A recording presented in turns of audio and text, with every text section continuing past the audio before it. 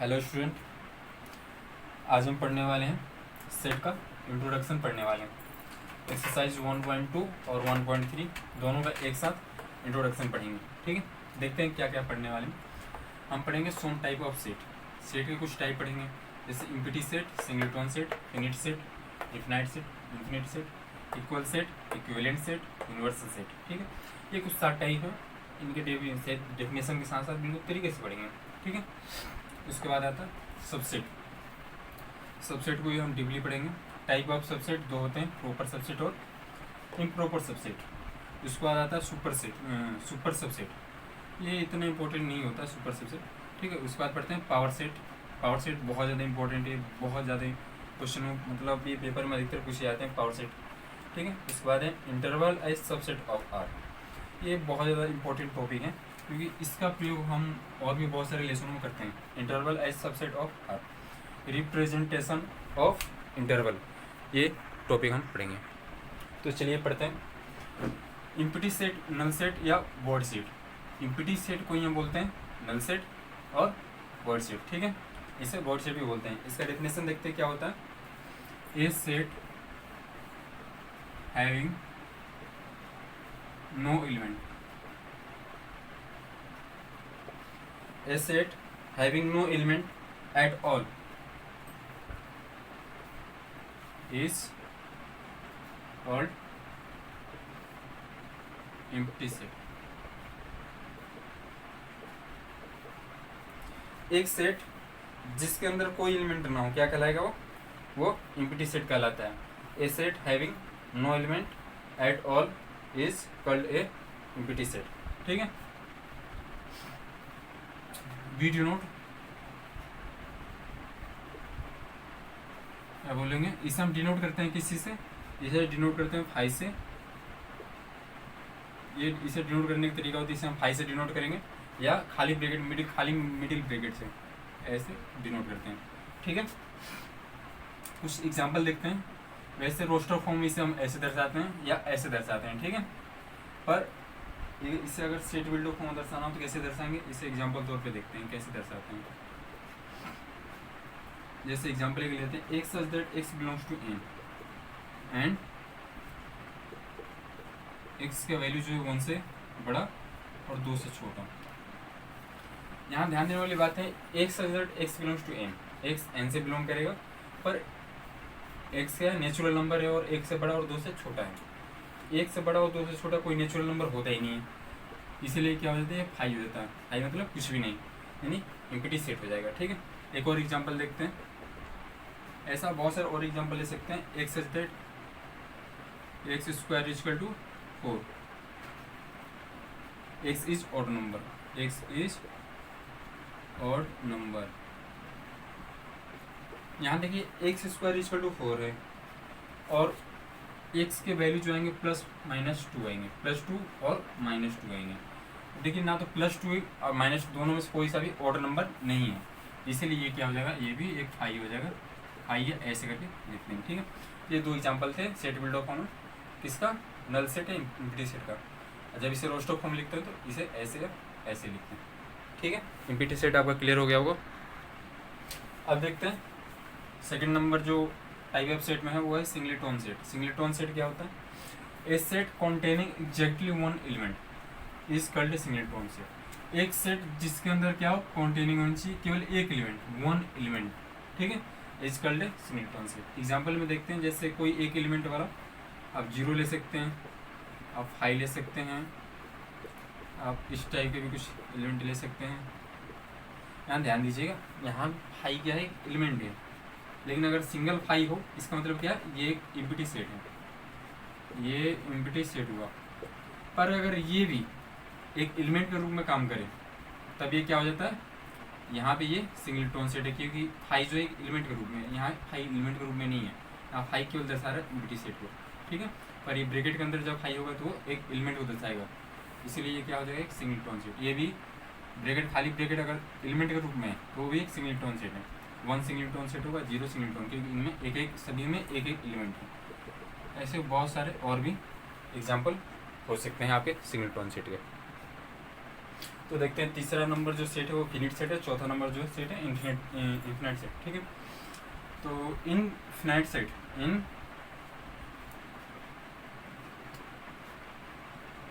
In finite set elements are countable. Finite set में क्या होता है, एलिमेंट काउंटेबल होते हैं, जैसे 1 2 3 4 ये हो गया, या 2 हो गया, या 1 2 3 4 5 6 7 ए बी सी कुछ भी हो, और एलिमेंट काउंटेबल हैं, इनके गिने जा सकते हैं कितने एलिमेंट हैं। ये 3 सेट आपको दिया, इनमें सारे जितने भी एलिमेंट है सभी काउंटेबल है, इसमें 4 है, इसमें 2 है, इसमें 7 3 10 एलिमेंट है, तो ये काउंटेबल है, इसलिए क्या है फिनिट सेट है। इन्फिनाइट सेट में क्या होता है, इन्फिनाइट सेट में होती है आपकी एलिमेंट अनकाउंटेबल होती है, जैसे नेचुरल नंबर का जो सेट हो गया 1 2 3 4 इन्फिनाइट तक जाती है, तो इसे क्या बोलते हैं इन्फिनाइट सेट। होल नंबर का हो गया, होल नंबर 1 2 3 0 से लेके इन्फिनाइट तक जाती है, इसीलिए क्या हो गए ये सारे इन्फिनाइट सेट के एग्जाम्पल है। ठीक है, आपके इंटीजर हो गया जेड से आई से दर्शाते हैं, इसको भी क्या होगा, इसे जब लिखेंगे माइनस इन्फिनिटी से लेकर प्लस इन्फिनिटी तक, -2 -1 0 1 2 प्लस इन्फिनिटी, यानी जब जो भी इन्फिनिटी तक जाएगा जिसका एलिमेंट काउंटेबल नहीं है, कितना तक जाना, कितने एलिमेंट है काउंटेबल नहीं है, लिखा है यहाँ पे infinite set elements are uncountable. यहाँ जहाँ एलिमेंट हम गिन नहीं सकते कितने हैं, जहाँ एलिमेंट हम गिन नहीं सकते वो क्या होता है इन्फिनाइट सेट होता है, ऐसे करके इन्फिनिटी और फिनिट सेट होते हैं। चलिए देखते हैं, मान लीजिए अब हमारे पास कोई सेट ए है और कोई सेट बी और सेट सी है। यहाँ जो एन ए होता है इसे बोलते हैं number of element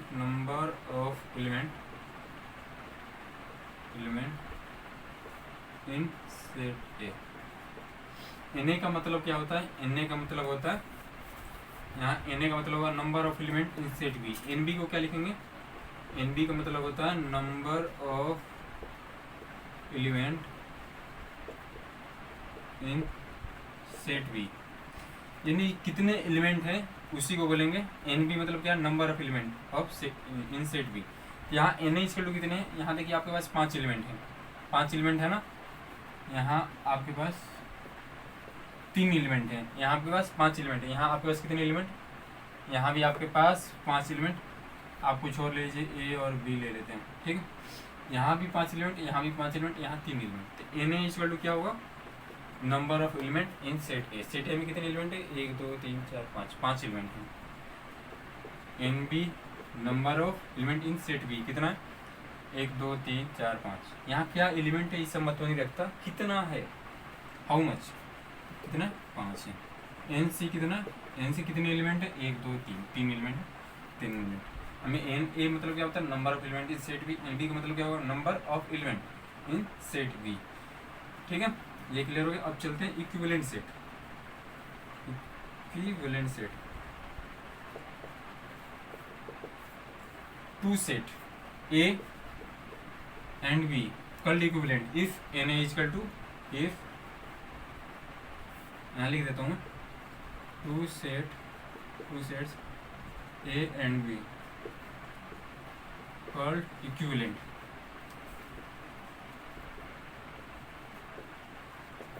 if n A equal to n B. ठीक है, इसका मतलब क्या है कि जब भी सेट ए और सेट बी में उनके जो एलिमेंट होंगे उनके नंबर अगर बराबर होते हैं तो क्या कहलाएंगे इक्विवेलेंट सेट। जैसे कि यहाँ था ये दो सेट ए और बी इक्विवेलेंट है, भले इनका एलिमेंट 1 2 3 है, इसका भी 1 2 4 है, यहाँ क्या 3 4 5, यहाँ ए बी मैच कर रहे हैं, मैच नहीं कर रहे एलिमेंट, फिर भी इनके नंबर बराबर है, यहाँ भी 5 एलिमेंट है, यहाँ भी 5 एलिमेंट है, इसलिए ए और बी क्या होंगे इक्विवेलेंट होंगे। इक्वल नहीं इक्विवेलेंट बोलते हैं। And if two set A and B equal if n A equal to n B. ठीक है, एन ए इक्वल टू अगर एन बी होता है तो क्या कहलाएंगे इक्विवेलेंट कहलाएंगे। अब इक्वल सेट क्या देखते हैं, ये भी देखते हैं। Equal set, two set A and B called equal if total element of A is equal to total element of A। Total element of, दोनों में अंतर है। यहाँ क्या है, number of element in A, number of element in B बराबर है, तो दोनों ही इक्विवेलेंट कराएंगे। यहाँ क्या है, टोटल नंबर ऑफ ए इसका जो टोटल नंबर ऑफ बी होगा, तो सेट ए और सेट बी इक्वल कराएंगे। ध्यान कि यहाँ एन ए है, एन बी है, यहाँ केवल ए और ए बी है, ठीक है। यहाँ देखिए ए और बी ये दोनों इक्विवेलेंट हैं, पर ये इक्वल नहीं है, यहाँ इक्वल नहीं है, ठीक है। यहाँ A equal to does not B है। यहाँ पे देखते हैं, यहाँ क्या है, इसे थोड़ा साइड में लेते हैं। यहाँ N A equal to n B है, यहाँ एग्जाम्पल में जो दिया था ऊपर में n A equal to n B है, पर ए इक्वल टू बी नहीं है। क्यों? क्योंकि देखिए यहाँ पर 5 एलिमेंट है, इसमें नहीं है। यहाँ ए बी है, यहाँ ए बी है, नहीं है, इसलिए इक्वल नहीं है, पर ये इक्विवेलेंट है क्योंकि इनके नंबर बराबर हैं। 5 यहाँ भी है, 5 यहाँ भी, ठीक है। अब कुछ इक्वल एग्जाम्पल भी ले लेते हैं इसका, इक्वल एलिमेंट का कुछ भी आप ले सकते हो। जैसे ए इक्वल टू अगर 1 2 है, अब बी इक्वल टू 2 1 है, तो ये क्या हो जाएंगे, ए इक्वल टू डी हो जाएंगे, ठीक है। एलिमेंट आगे पीछे करके पर है सारा, ठीक है। ऐसे करके इक्वल सेट होता है, इक्विवेलेंट सेट। अब देखते हैं यूनिवर्सल सेट। यूनिवर्सल सेट क्या होता है, इसे देखते हैं। मान लीजिए हमारे पास कोई सेट ए ये है, सेट बी ये दे रखा। अब सेट ए में क्या दिया, A B C 1 2, set B में क्या दिया 1 2 3 4 5। अब ए और बी के लिए यूनिवर्सल सेट क्या होगा, ऐसा सेट जिसमें ये दिए गए एलिमेंट होनी चाहिए। यूनिवर्सल सेट एक ऐसा सेट होता है जिसमें जो भी सेट का यूनिवर्सल सेट निकाला जाता है उसके सारे एलिमेंट होते हैं। ये क्या होगा, ए बी सी 1 2 3 4 5। क्वेश्चन में अगर आपसे पूछा जाए कि ए और बी के लिए यूनिवर्सल सेट निकालिए, तो यूनिवर्सल सेट क्या होगा, इसके सारे एलिमेंट वाला सेट। 1 to 1 यहाँ मैच कर रहा है, देखिए आप 1 2 एक ही बार लिखेंगे, 3 4 5, ठीक है। ऐसा नहीं है कि इसमें एक और एलिमेंट नहीं बढ़ा सकते हैं, एलिमेंट एक और बढ़ा सकते हैं, कम नहीं होना चाहिए, ज़्यादा होगा चलेगा, ठीक है। अब ऐसे करके एक और समझ लेते हैं। ए बी, एक और मान लीजिए सी है हमारे पास, सी ऐसा कुछ है कि बी डी ई है।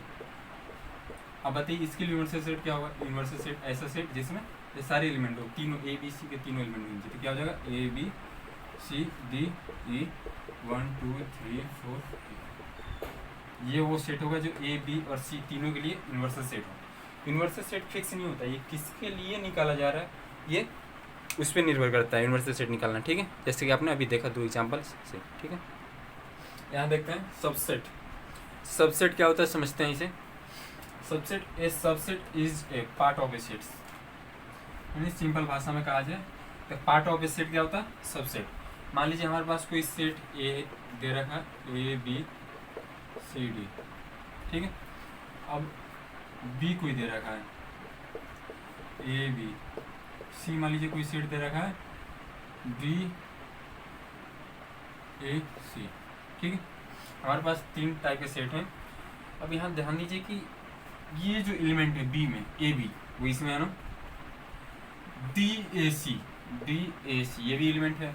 मान लीजिए एक और कोई डी सेट है जिसमें एलिमेंट है डी सी बी और ए, ये हमारे पास 4 हैं, ठीक है। सबसेट को दर्शाते कैसे, डिनोट कैसे करते हैं समझते हैं। सबसेट को ऐसे दर्शाया जाता है, ठीक है, इसे ऐसे दर्शाते हैं, कैसे, ऐसे, ठीक है। ध्यान दीजिएगा, सबसेट को ऐसे दर्शाते हैं, सबसेट को ऐसे भी दर्शाते हैं, कुछ लोग ऐसे दर्शाते हैं, दोनों ही तरीके हैं सबसेट को दर्शाने के। कब कैसे किस चीज़ को दर्शाते हैं मैं ये भी बताऊंगा कि कब सबसेट को ऐसे दर्शाते हैं और कब ऐसे दर्शाते हैं, ठीक है। दोनों ही स्थिति को ध्यान रखते हैं। पहला चलते हैं अब आगे कि कैसे सबसेट को लिखते हैं। यहाँ ए इक्वल टू इतना है और डी, ये देखिए ए बी सी डी ये दोनों इक्वल है ना, तो यहाँ जो है सेट ए का ये सबसेट हुआ, ये भी सबसेट इक्वल होगा तो भी सबसेट होगा, ए भी सबसेट होगा डी का और डी भी सबसेट होगा ए का, दोनों आपस में सबसेट होंगे, ठीक है। इक्वल सेट भी आपस में सबसेट होते हैं, ये डी का सबसेट होगा, डी ए का सबसेट होगा। चलिए ये तो एक फर्स्ट ए और डी के लिए होगा। सेकंड स्थिति देखते हैं ए और बी के लिए। देखिए यहाँ जो बी है ए का पार्ट है, इसके सारे एलिमेंट, इसके सारे एलिमेंट इसमें हैं, है ना। देखिए ए भी है ना इसमें, इससे एक्स्ट्रा है, एक्स्ट्रा है मतलब क्या, डी जो है सबसेट होगा डी के, ठीक है। अब देखिए बी पूरा मैच कर रहा है लेकिन इक्वल नहीं है, ये दोनों सेट इक्वल नहीं है, इसलिए इक्वल नहीं होंगे तो इक्वल साइन नहीं देंगे, ठीक है। अब क्या डी सबसेट है डी का, देखिए ध्यान से देखिए, डी सबसेट, इसे पढ़ने का एक तरीका होता है, मैं बताया हूँ आपको, थोड़ा ध्यान दीजिएगा। बी सबसेट डी, इसे लिख सकते हैं B is a subset of D, यानी बी जो है डी का सबसेट है, इसका मतलब ये होता है, ध्यान रखिए, ऐसा नहीं है कि इसे कहीं आप उल्टा पढ़ लो। B is a subset of D, यानी बी क्या है, डी का सबसेट है, डी नहीं ए लिखते हैं, ए और डी इक्वल ही है, कोई दिक्कत नहीं दोनों में, ठीक है। D is a subset of A, ये इस तरह दर्शाता है, ठीक है। यहाँ देखिए बी ए का सबसेट है, लेकिन क्या ए बी का सबसेट है, ए बी का सबसेट है, बी देखिए ए के जो एलिमेंट है बी में मैच कर रहे हैं, नहीं कर रहे हैं, केवल दो ही तो मैच कर रहे हैं, और सी डी है इसमें नहीं है ना, इसलिए क्या होगा, A is does not subset of B, A जो है बी का सबसेट नहीं है, केवल बी ए का सबसेट है, क्योंकि बी के सारे एलिमेंट ए में मैच कर रहे हैं, ठीक है। यानी क्या है, बी जो है ए का पार्ट है, पर ए जो है बी का पार्ट नहीं है, ठीक है, क्लियर। आगे बढ़ते हैं, तीसरा नंबर देखते हैं। अब सी और ए के लिए देखते हैं, सी और ए के लिए, इसमें डी ए सी मैच कर रहा है, तो सी भी क्या होगा, C is a subset of A, लेकिन क्या A is a subset of C होगा, A is does not subset of C, क्योंकि ए में ज़्यादा एलिमेंट है सी से, ठीक है। यहाँ जो ए है सी का पार्ट नहीं है, सी से ज़्यादा है, इसलिए ये जो है सी का पार्ट नहीं है, जब पार्ट नहीं हुआ तो ये सबसेट भी नहीं होगा, ठीक है, क्योंकि सबसेट क्या होता है, पार्ट ऑफ ए सेट, यानी इसके ये सारे पार्ट हैं, ये सारे पार्ट ही है, मैंने पार्ट ही लिखा है, ठीक है। तो ए का सबसेट बी होगा नहीं, बी का subset, B is a subset of A, B जो होगा ए का सबसेट होगा, सी जो होगा ए का सबसेट होगा, डी जो होगा ए का सबसेट होगा, और खुद ए का सबसेट होता है, यानी हर चीज़ खुद का सबसेट तो होता ही होता है, ठीक है।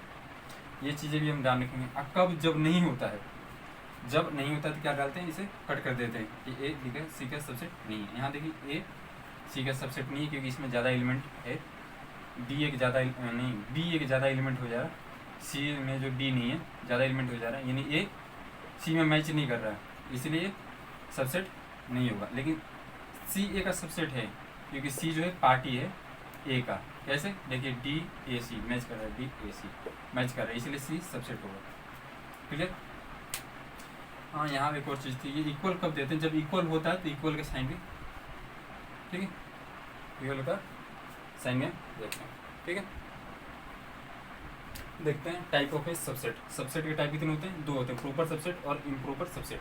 कंडीशन क्या होती है इम्प्रॉपर सबसेट में, जब ए बी का सबसेट हो और ए इक्वल टू बी हो, तो आपको बताया था मैं, जब इक्वल भी हो तो कैसा साइन दर्शाते हैं, ऐसा, ठीक है, ऐसा साइन दर्शाते हैं। ऐसे में क्या लिखते हैं, ए इज ए, इसे भी सबसेट ही पढ़ते हैं, इम्प्रॉपर सबसेट वैसे कम बोला जाता है, इसे सबसेट ही बोला जाता है, पर ये इम्प्रॉपर होता है कब होता है, जब इक्वल भी हो, और जब इक्वल ना हो तो इसे क्या बोलते हैं, ये प्रॉपर होता है। इसे लिखते कैसे, ऐसे कैसे, इसमें इक्वल कैसे, ठीक है, इक्वल का साइन नहीं देते हैं, ठीक है। एग्जाम्पल के तौर पर समझते हैं, जैसे मैंने आपको बताया था कि ए इक्वल टू कोई ले लीजिए ए बी सी, और डी इक्वल टू कोई ले लीजिए ए सी बी। यहाँ देखिए आपस में इक्वल भी तो है ही ऐसे, जब इक्वल होते हैं तो सबसेट तो होते हैं, साथ में क्या होते हैं, इम्प्रॉपर सबसेट भी होते हैं, ठीक है, ये भी ध्यान में रखेंगे, इम्प्रॉपर सबसेट। इसका एग्जांपल क्या है, इसमें आप ले सकते हो A B C, A equal to, इसमें मान लीजिए डी इक्वल टू कोई हो 1 2 3, नहीं 1 2 3 सबसेट तो होना चाहिए, सॉरी ये जो इसका है, ठीक है। मैं इसका एग्जांपल जो है, ये मैंने इसका एग्जांपल दिया था। अब प्रॉपर सबसेट का एग्जांपल में आप ले सकते हो, यहाँ मान लो आपके पास कोई बी है, ए और सी, ठीक है, ए और सी है, तो देखिए यहाँ जो है डी सबसेट है ए का, और यहाँ B equal to does not A, ऐसा ही है ना कंडीशन, यहाँ पे बी ए के बराबर नहीं है, बी ए के बराबर नहीं है, तो नहीं हुआ तो क्या लिखते हैं, जब ये दोनों स्थिति एक साथ हो तो हम इक्वल नहीं डालते हैं, बस ऐसे कैसे छोड़ देते हैं, ऐसे ऐसी छोड़ देते हैं, ठीक है, यहाँ इक्वल साइन नहीं देते हैं। क्लियर? प्रॉपर और इम्प्रॉपर सबसेट।